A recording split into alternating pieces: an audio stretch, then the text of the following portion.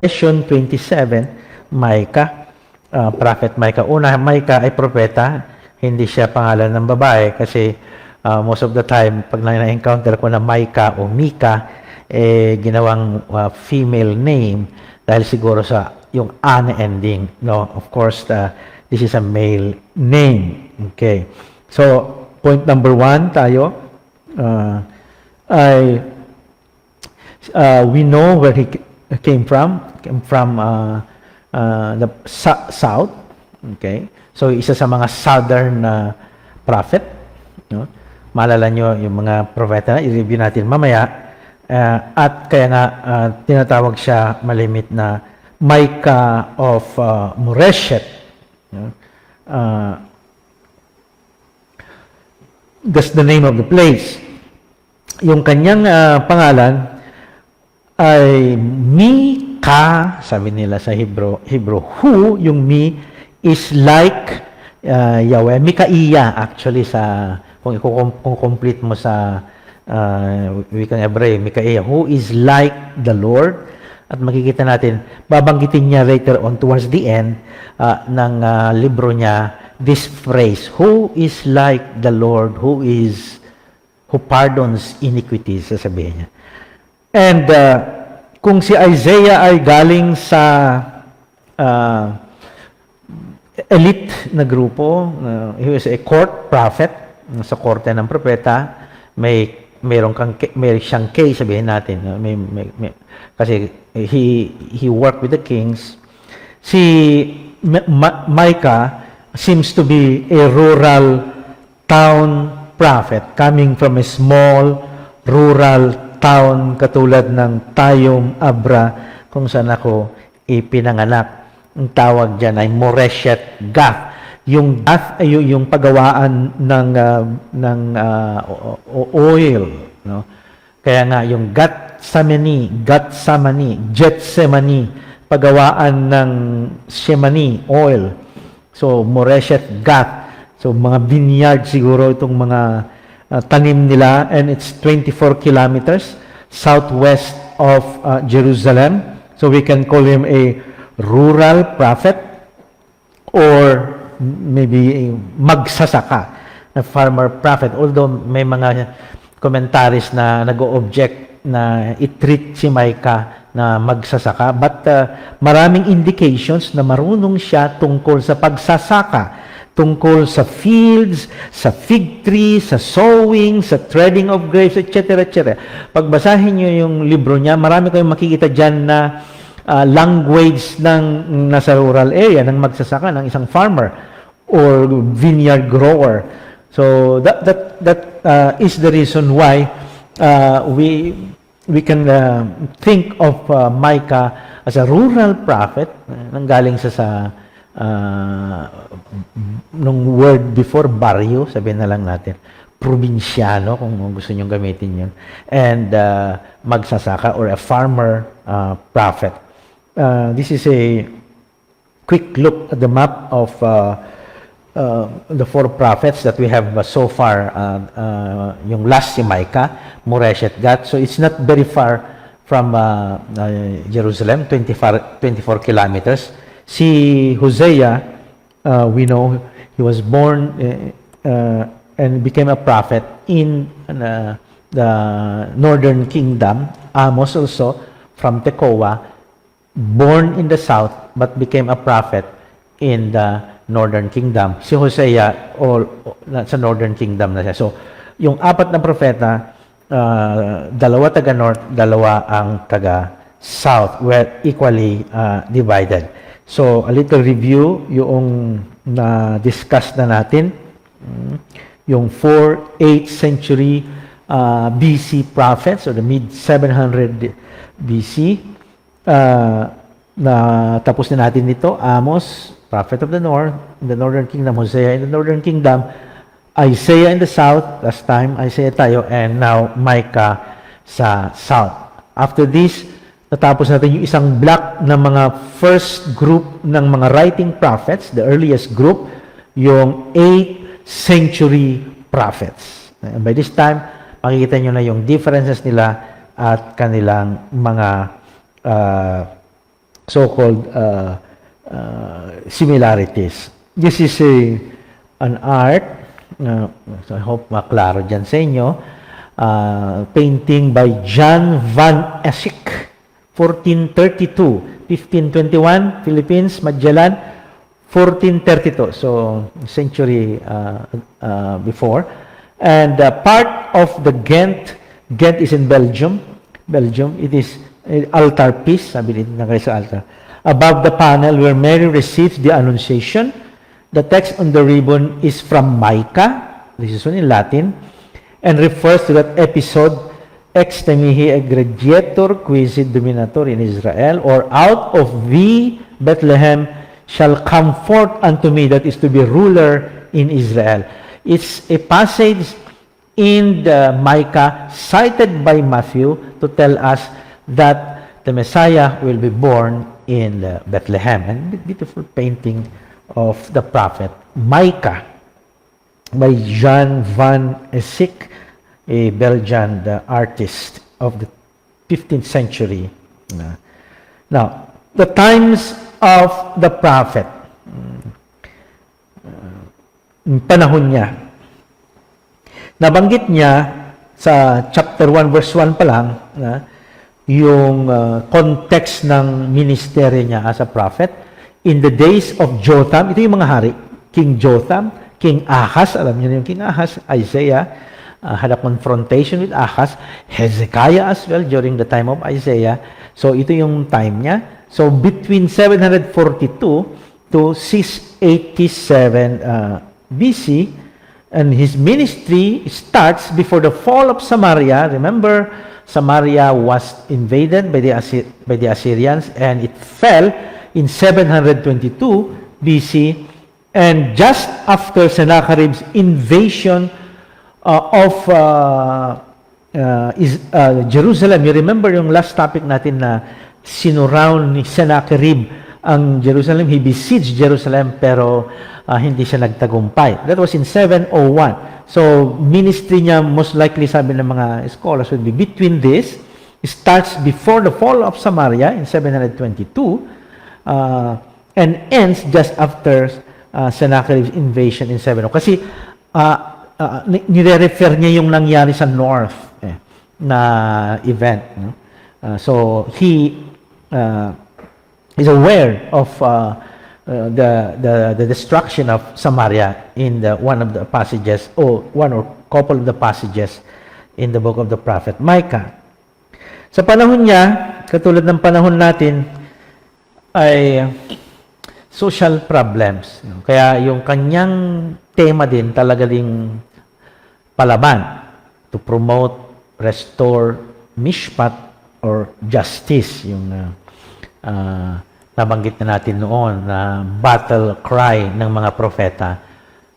Sabi nga ni Amos, let justice roll down like a river, no?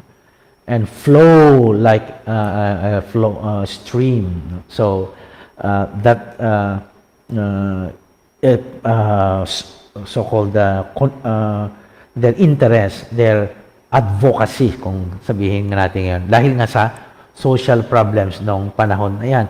Widespread corruption by Princess Laurel, 1P, prophets, pati mga propeta, inatake niya rin dahil talaga naman bayaran na lang sila, at mga pari. So, the three leaders, no, ng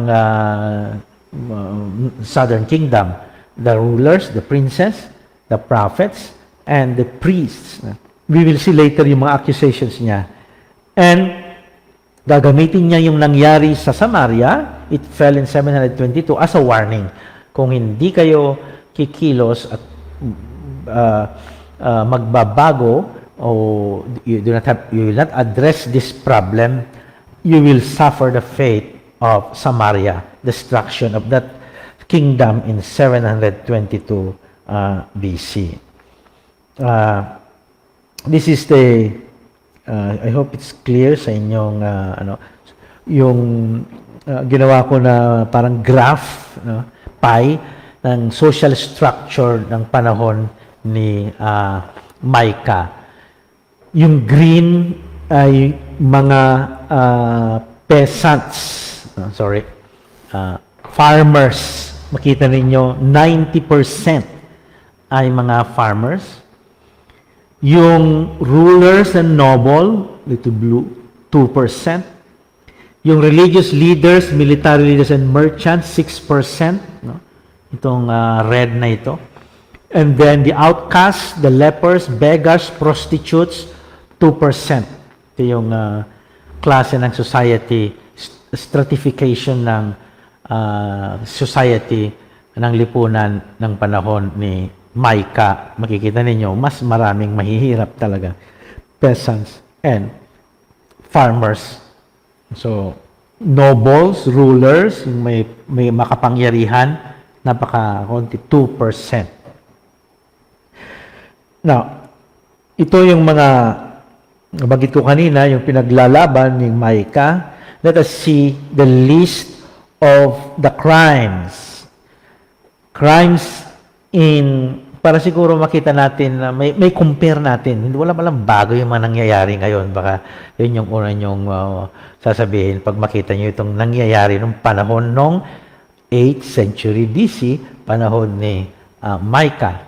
Crime sa Hebrew ay pesa. So, may generic term siya, pesa. Pag nakalimutan yung pesa, think of crimes. And these are the list of crimes na ina-accused, that the leaders were being accused by Micah. Number 1, land grabbing. Uso na pala ang land grabbing nung panahon na yan. Chapter 2, verse 2 of Micah, they covet fields, yung mga taniman, and seize them, yung land grabbing, houses and take them away, pati bahay, pati tahanan. They oppress householder, may maaaring mga tahanan, and house, people, and their nahala, sabi ng Hebrew, inheritance. Mahalaga din yung property, kasama rin sa property yung tinatawag nila na ancestral the things that they inherit from their ancestors, especially the land. And that is sacred. Hindi dapat yun kukunin dahil it is the land of the ancestors. So, maalala nyo yung second book of Kings, yung Naboth's vineyard. We don't have to tell that story anymore kasi pamilya na tayo. Yung binangrab ni Ahab, yung tsaka ni Jezebel, yung vineyard ni Naboth, ayun yung ibigay kahit pinipilit siya, kahit hari na yung nagre-request at reyna, dahil nga ancestral land. So, inheritance ang tawag doon. Nahala in Hebrew. It's a sacred ground. You can't take that away from the clan. So, number 2, garment grabbing. Bakit naman crime yung magnanakaw ng garment? Siyempre, dalawa lang ang garment nila nung unang panahon. One outer, one inner garment. So, yun lang ang property nila. Hindi naman katulad natin ngayon na sagana tayo sa damit, no? Sagana tayo sa mga clothes ngayon. You can have a different damit every day if you want, no? Hindi naman makamahalan ng mga damit. So, but before, only 2 pieces of garment. Dalawa lang. One inside. Kung kinuha mo yung isa, wala na siyang, kung maginaw na, wala na siyang gagamitin sa gabi pag maginaw. So, garment grabbing. You remember when he was stripped off his clothes sa Stations of the Cross, talagang naked na siya. Kasi nga, inner and outer garment lang sila. No? You have stripped off the garment from the peaceful, meaning from the innocent, from those who have no yung wala man lang mga kasalanan, walang mga at kinukuha mo pa ang mga damit nila. So, garment grabbing. Number 3, violating the rights of women and children. Speaking of today, no? My people's women, you evict from the homes. From the homes they love. No? So, abusing the rights of women to have their homes. And very important for a lady, for a woman, for a mother to have a home. and deprive the children of my glory forever. So, referring perhaps to the violation of rights of women, and kahit na sabihin natin nung unang panahon, mababa ang tingin nila sa mga bata, they are treated sometimes as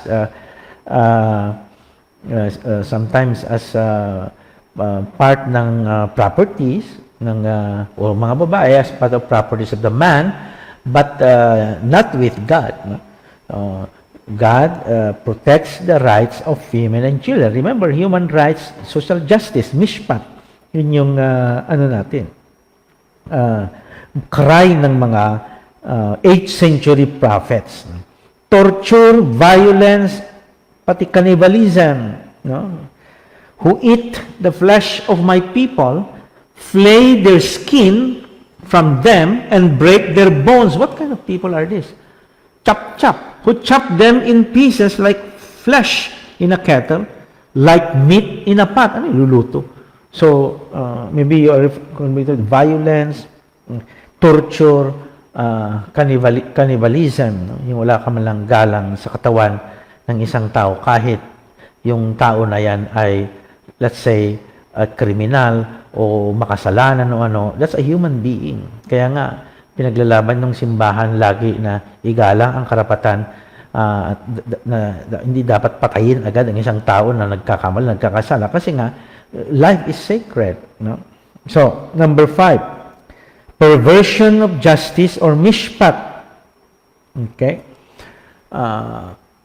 Micah chapter 3 verse 11, its leaders give judgment for a bribe.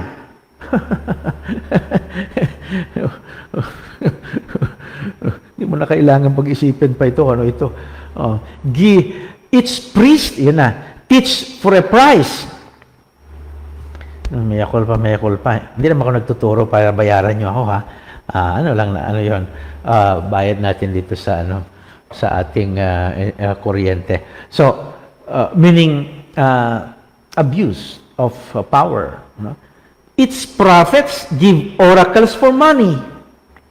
Yet they lean upon the Lord and say, surely the Lord is with us.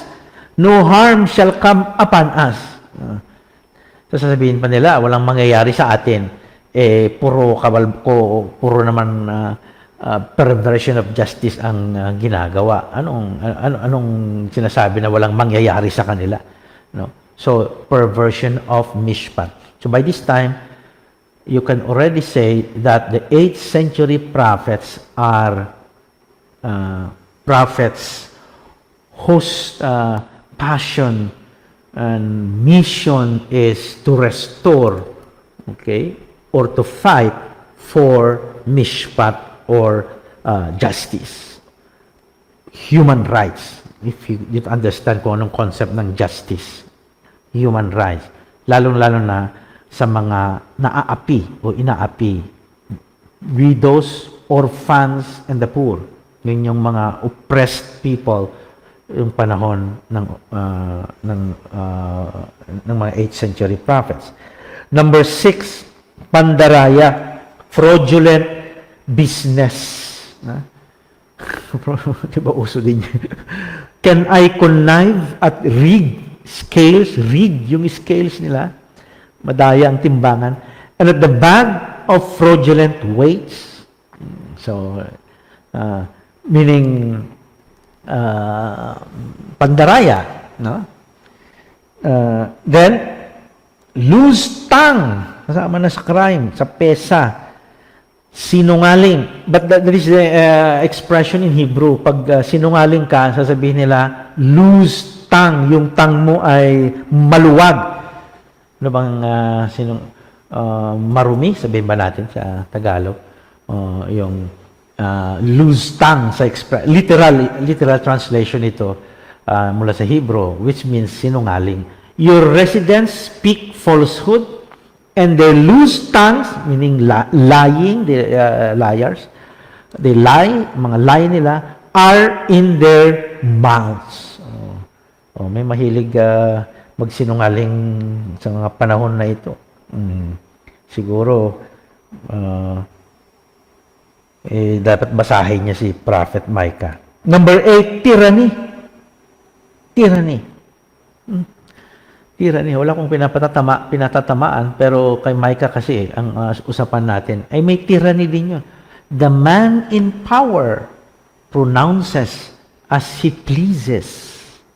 Dahil may kapangyarihan ka, what are we in power?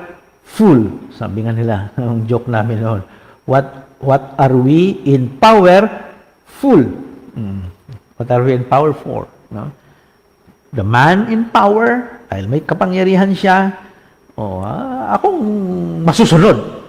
No? Mumurahin niya lahat ng kanyang mga kalaban, mga kritiko, pronounces as he pleases.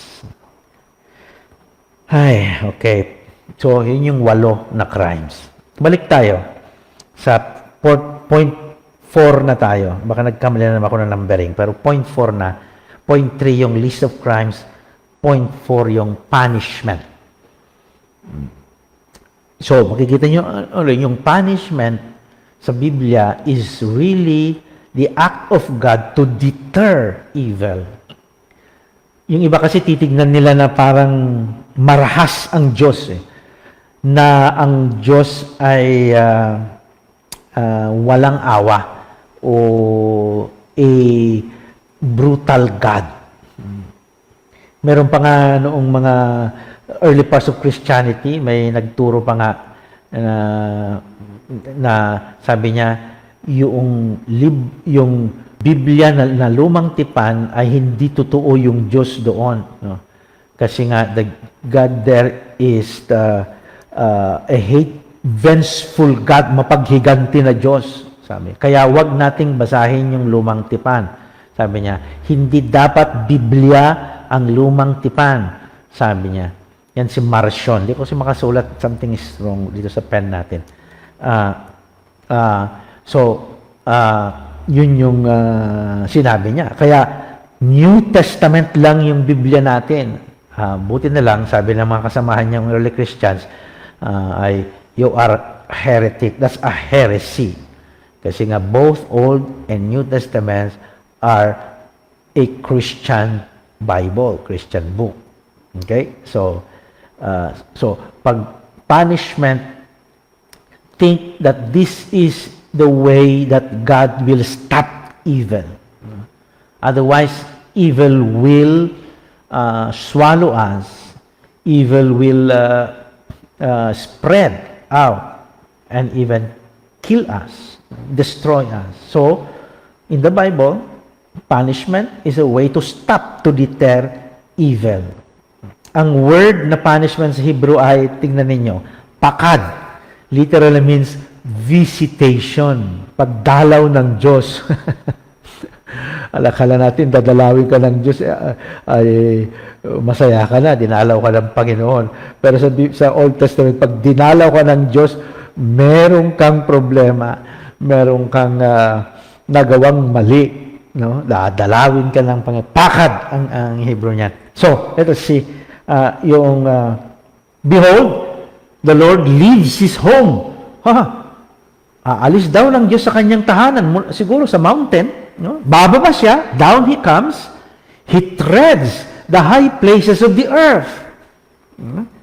Then, continues, Zion will be plowed like a field. Aaruhin niya yung Jerusalem, and it will become a heap of ruins. Meaning, this city or kingdom will be destroyed like Samaria. So, yung kanyang warning. Now, another punishment is shame and confusion. In Hebrew, mebukah. Bakit shame? Dahil yung society nila ay katulad din natin, napakalakas yung value na honor and shame. Wag mo, okay na lang na hindi mo ako mahalin, wag mo lang akong hiyain, di ba? Pag pinahiya ka, that's the worst thing that can happen to you. Okay na lang na hindi mo ako mahalin, sabi ng iba, wag mo lang akong hiyain. Because shame, hiya is a strong value for us, no? So, ipapahiya ka. Shame. and confusion. For the son belittles his father. Yun yung punishment. No? The son, who's supposed to honor you and to obey you and to listen to you, belittles you. The daughter rises up against you, her mother. The daughter-in-law against her mother-in-law, and your enemies are members of your household. Katabi nyo niyan, yung mga kaaway. Nandyan, you sleep with your enemy. What a shame and confusion. Maalala nyo, kinote ito ni Jesus sa Gospel of Matthew. A daughter will rise against a mother, and a daughter-in-law against mother-in-law, sabi niya. So, but in a different context. Dito, in a form of punishment sa perversion of justice. Oh, yan nga. Cited by Jesus in Matthew 10, verse 35. Point number 5. Notice the reaction of God. Yung bang feeling na ginawa niya na lahat para sa Jerusalem, para sa mga taong ito, His own people. Niligtas niya kina Sennacherib, etc. Bakit tuloy-tuloy ang paggawa nila ng pesa and perverting mishpat, justice. Kumbaga, ginawa niya na lahat. I mean, niligtas na sila. No, I took care of you, but why? Ang tawag dyan ay reproaches. It's a literary style. No? Reproaches. Ang Latin ay improperia. Or Tagalog, mga hinanakit. Now, you remember, pag Good Friday, kung maalala nyo pa, pero kung yung ginagawa pa ng some churches, pag veneration of the cross, pag hinahalikan na yung cross, we cannot make the halik cross ngayon dahil pandemic. Pero dati, merong kinakanta o binabasa. Whether in Latin or dati, ngayon Tagalog na eh. At ginawa pang kanta, songs. Some of them were composed into songs. May mga musical version na siya. Yung improperia. What is improperia? Reproaches. Alam ni Father Ronnie Crisostomo yan. Or in Tagalog, mga hinanakit. Now, ito yung hinanakit ng Diyos sa tao. May damdamin din ang Diyos. Oh my people, what have I done to you? In what have I wearied you? Answer me. Yeah. For I brought you up from the land of Egypt and redeemed you from the house of slavery. And I sent before you Moses, Aaron, and Miriam. O my people, remember now what King Balak of Moab, kilala natin yan, na-discuss natin ito, King Balak, devised what Balaam, son of Beor, answered him, and what happened from Shittim to Gilgal, that you may know the saving acts of God, or of the Lord. O my people, what have I done to you? In what have I wearied you? Answer me. Beautiful, passionate, moving reproach or improperia, mga hinanakit ng Diyos sa taong kanyang nilalang, kanyang niligtas, kanyang inalagaan.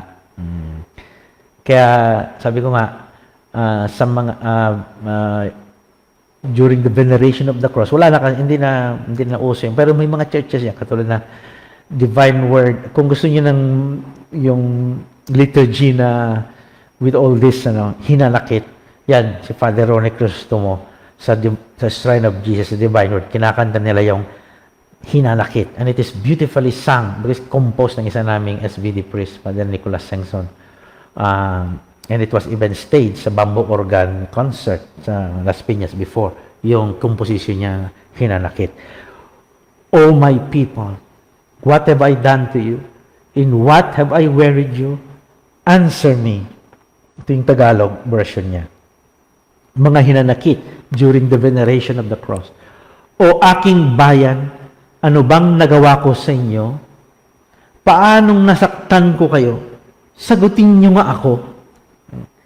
Pinalaya ko kayo sa pagkaalipin sa Ehipto. Ngunit sa krus niyo ako dinala. So, inadapt na. No? Inadapt na doon sa veneration of the cross.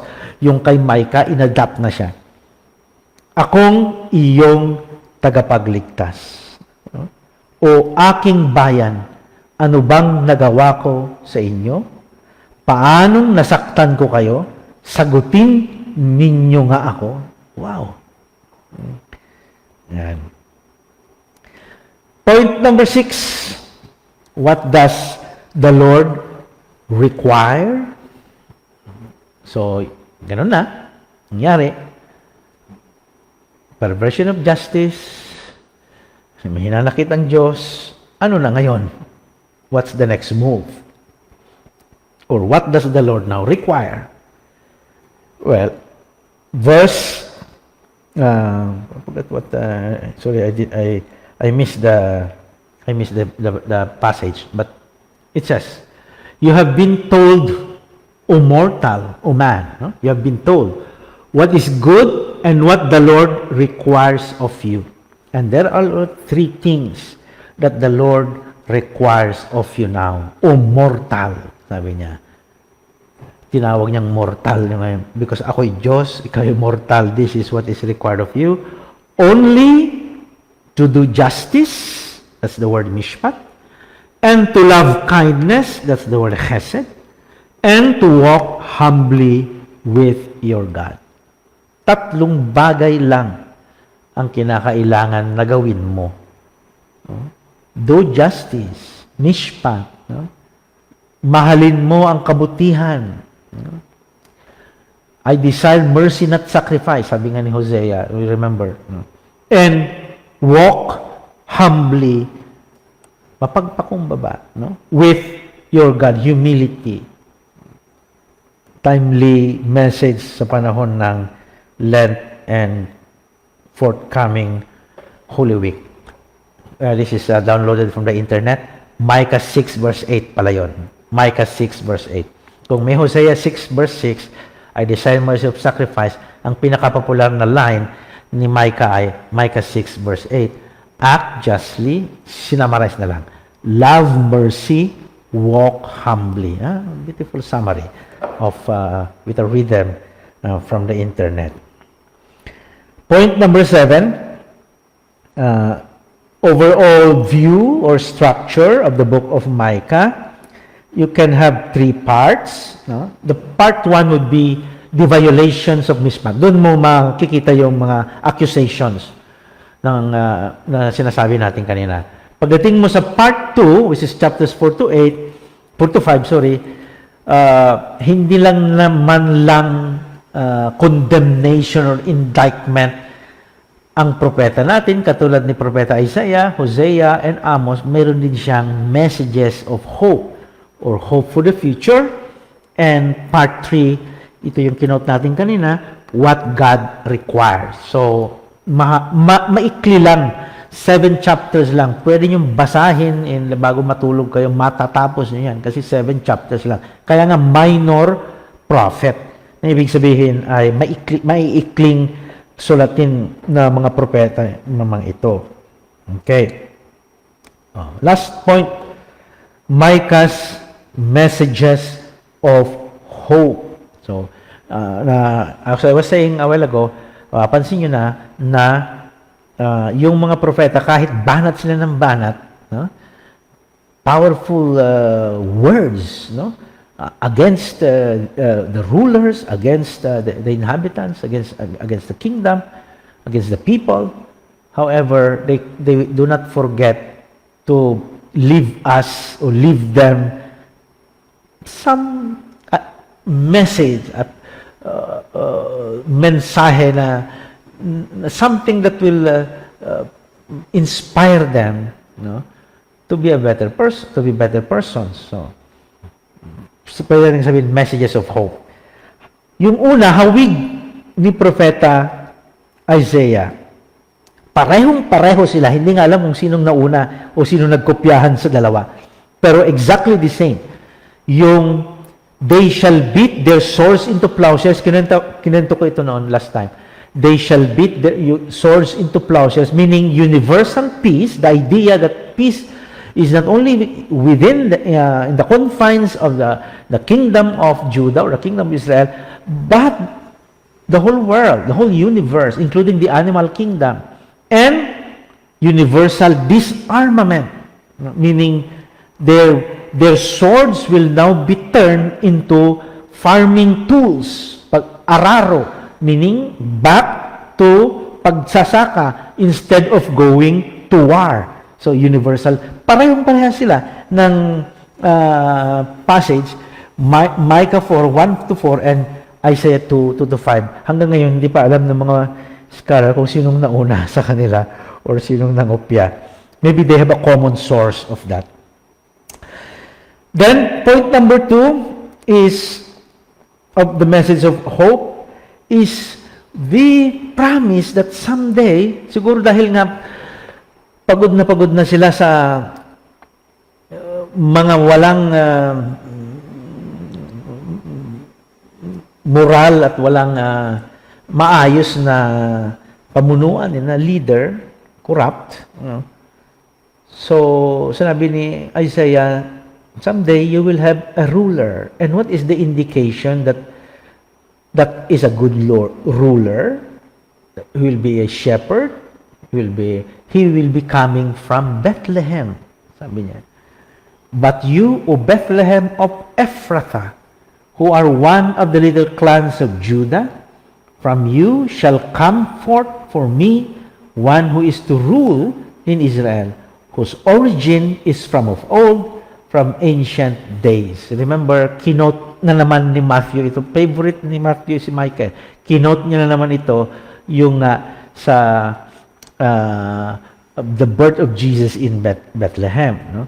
So, kinote niya si Micah. Pero of course, Micah is not thinking here of Jesus. No? He is thinking of, not even of a Messiah. Kasi wala pang idea of Messiah dito. No?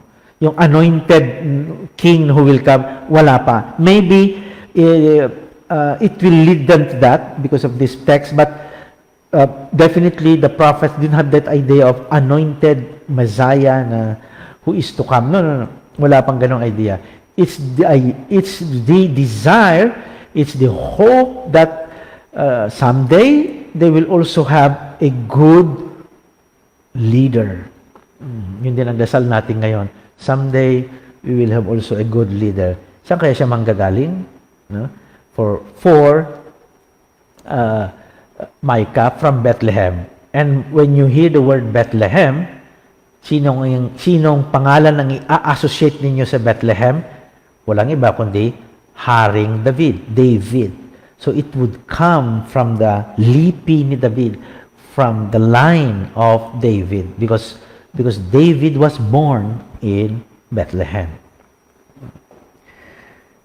There will be a pardon. Wow, tama-tama sa Quaresma and Holy Week. There will be a pardon. Ano ibig sabihin? Let's just quote from Micah. Who is a God like you? Yun na. Pag translate mo yan sa Hebrew, Micaiah, sabi, ito yung pangalan niya. Who is a God like you? Yan yung pangalan ni Micah. Ginamit niya para sabihin niya, to whom can you compare God?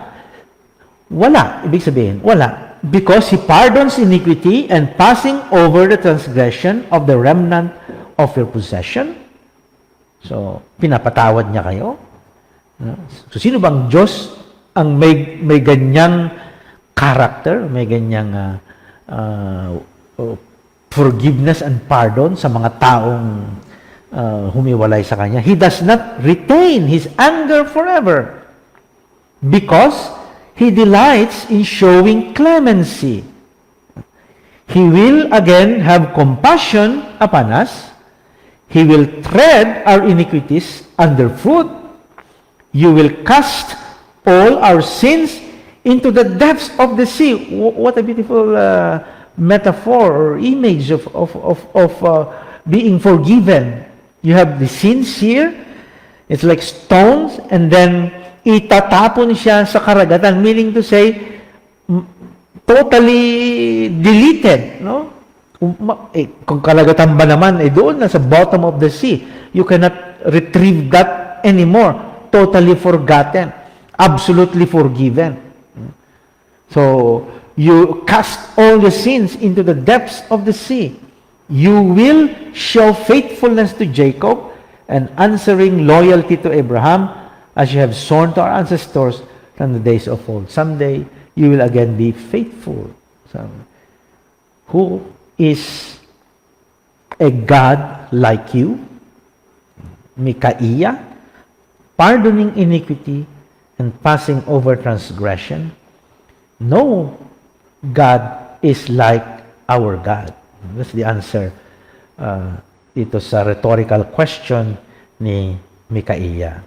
So he said, what a timely message sa panahon ng Kwaresma and coming soon, Holy Week. Next week, prophetic book, major prophet, Jeremiah. Ito po si Father Randy ng Sacred Heart Parish Shrine, Quezon City and Biblical Apostolate ng Diocese of Cubao. Good night and God bless.